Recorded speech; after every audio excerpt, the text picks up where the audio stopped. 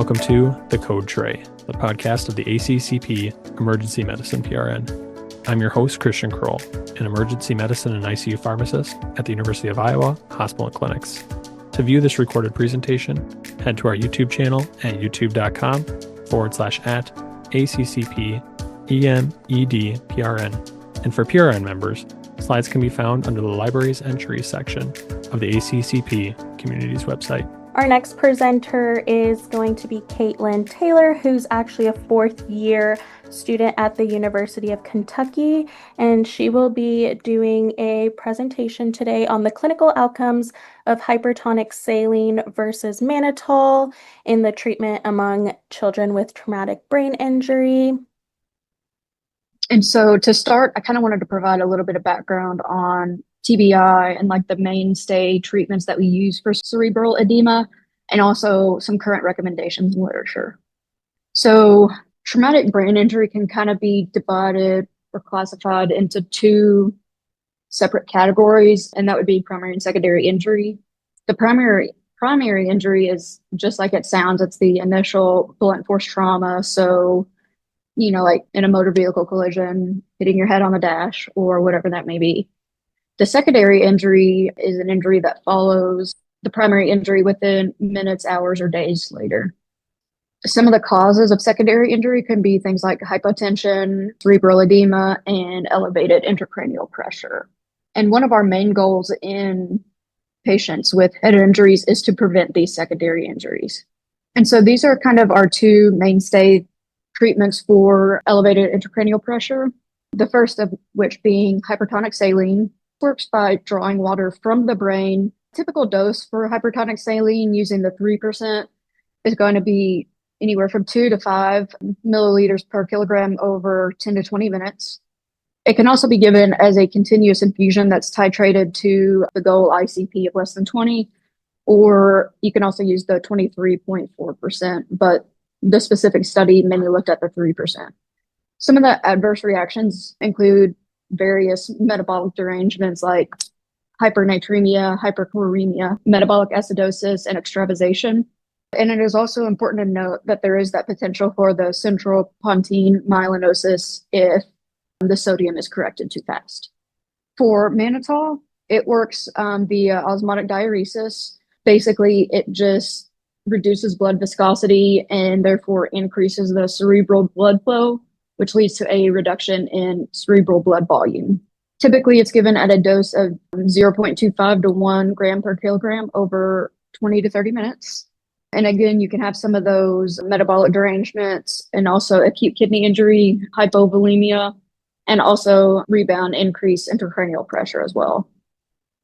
And mannitol also does require that filter tubing due to crystallization at room temp. And so that's also why we kind of keep it in a warmer to prevent that. So some of our current recommendations in literature, the first of which being the Neurocritical Care Society, they basically suggest hypertonic saline over mannitol for the initial management of cerebral edema in TBI, but they also make it important to note that neither should be used with the expectation that it's going to improve the patient's neurological outcomes. The American College of Surgeons say that evidence supports the use of hypertonic saline boluses or continuous infusion over the use of mannitol. And lastly, the ADAPT trial, which specifically looked at pediatric TBI, suggests that hypertonic saline is associated with a greater intracranial pressure reduction. But kind of like the common theme with all these is very weak recommendations and not a lot of evidence to base their recommendations on. And so that's why they use kind of like the vague language. And that brings me into the study, clinical outcomes of hypertonic saline versus mannitol treatment among children with traumatic brain injury. And so this was a prospective multi-center cohort study. It included patients that were less than 18 years of age with a moderate to severe TBI, so GCS of 13 or less, and the patients had to also be admitted to the PICU. Exclusion criteria would be a low GCS from other causes like hypotension or CNS infections that aren't necessarily related to a TBI, and also children that had cardiac arrest after trauma.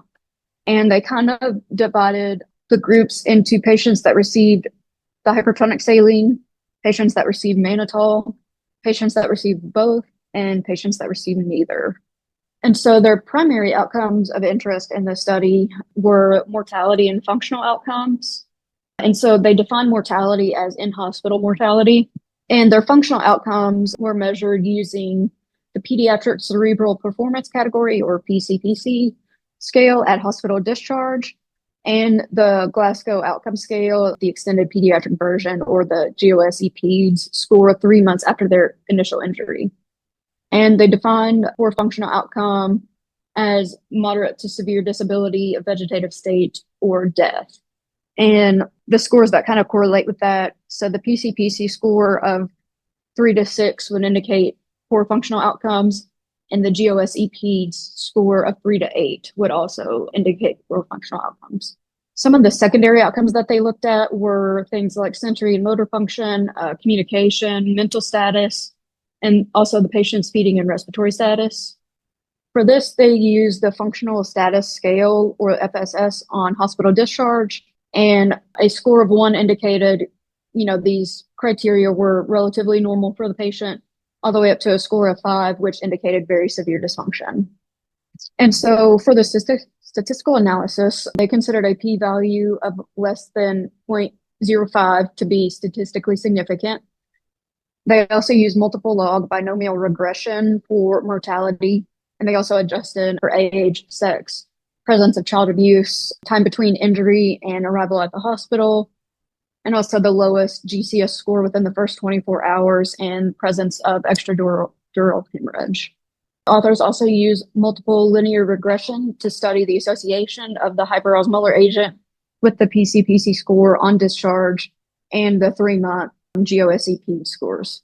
And it is important to note that their outcome analysis was first restricted to patients that either received 3% hypertonic saline or mannitol, but not both. And they subsequently presented comparison on clinical outcomes in all 4 groups. So again, patients that received hypertonic saline, patients that received mannitol, patients that received both, and patients that received neither.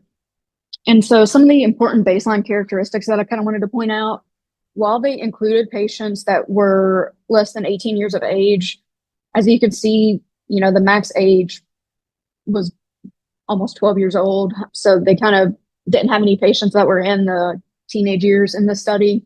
Most of the patients were male. As you could see, anywhere between 1/4 and 1/2 of patients required neurosurgical intervention. And also the time between injury and hospital arrival was at the median at the lowest would be 2.4 hours up to a median of 6 hours, which also takes into account that trying to prevent secondary injury as well. Most of the injuries occurred via road traffic injury, with falls making up the second largest portion. They also included child abuse and just another category that just compromised all of the 1 and 2% mechanisms of injury. Some of the CT findings that they included would be subarachnoid hemorrhage, subdural hemorrhage, also cerebral edema, and a midline shift. And so for the results, they found out that patients that received the 3% hypertonic saline, about 31.5% had a poor functional outcome indicated by that PCPC score of 3 to 6. And about half had a poor functional outcome based on the GOSE-PEDS score. Around 20% of patients in the hypertonic saline group had seizures, where the median of duration of mechanical ventilation was around 5 days. And the duration of hospital stay was also around 16 days, with about 7 days of patients in the ICU. Patients in the 20% mannitol group, around 1/4 of them had a poor functional outcome defined with the PCPC score, and 63% had a poor functional outcome based on the 3-month GOSE-PEDS. And about 13% of those patients experienced seizures. The median duration of mechanical ventilation was around 4 days, with the median duration of hospital stay being 17 days. This result table includes all 4 groups. And one of the important things that I wanted to point out is that patients who received both agents had a significantly higher mortality rate in the study, whereas patients that received neither had the lowest mortality rate. So some of the strengths of this study were that it is a prospective multi-center cohort study across multiple countries and resource settings. So, taking into account quality of their hospital stay and the quality of treatment that they received. They used multiple analytic approaches to adjust for potential confounding. And they also had a reasonable sample size for this kind of study in pediatric patients. Some of the weaknesses were that it has an observational design, which leads to residual confounding and treatment selection bias. It was a heterogeneous population due to the inclusion of moderate and severe TBI, whereas, patients with a severe TBI can have significantly poorer outcomes afterwards, whereas moderate TBI, a lot of times those patients can almost completely recover. Their dosing, timing, and adjunct care variability across sites. So, there wasn't any kind of protocol set in stone. So you do have that intervariability among various sites. And it had a shorter follow-up time of 3 months. And we kind of know that TBI patients, especially with severe TBI, they can have to do, therapy, intensive therapy for several months up to several years after their initial injury. And so the authors concluded that the use of 3% hypertonic saline compared with the 20% mannitol was not associated with greater survival, reduced hospital length of stay, or better functional scores. They also suggested that further large multi-center randomized control trials are required to validate their findings. My conclusion from this study is that the agent of choice should be based on patient-specific factors if available. So, their current electrolytes, osmolality, their acid-base status, and volume status. Also taking into consideration the availability of either agent and the monitoring involved.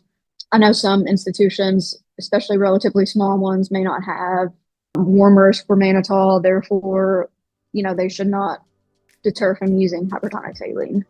And I will leave it open to any questions. If you have enjoyed this presentation content and would like to hear more, subscribe via your favorite podcasting app. Additionally, make sure to check out our YouTube page for all recorded presentations. Thank you for listening to this week's ACCP Emergency Medicine Journal Club presentation. Join us weekly for review and discussion of new journal articles in emergency medicine. This podcast provides general information only and does not offer individualized medical or professional healthcare services, including pharmaceutical advice. The contents and materials in the podcast are not intended to be a substitute for inpatient pharmaceutical advice, diagnosis, or treatment. And the use of the contents and materials in the podcast does not constitute a pharmacist-patient relationship. As a result, the information in and materials linked to this podcast are applied at the user or patient's own risk. Users or patients should consult their physician or personal healthcare professional. The user or patient should not ignore or delay seeking care because of something they heard on this podcast. In case of an emergency, the user or patient should contact their physician, call 911, or go to the nearest medical emergency facility. The views and statements expressed on this podcast are those of the host and guest and should not be interpreted to reflect the official position or policy of ACCP or the Emergency Medicine PRN.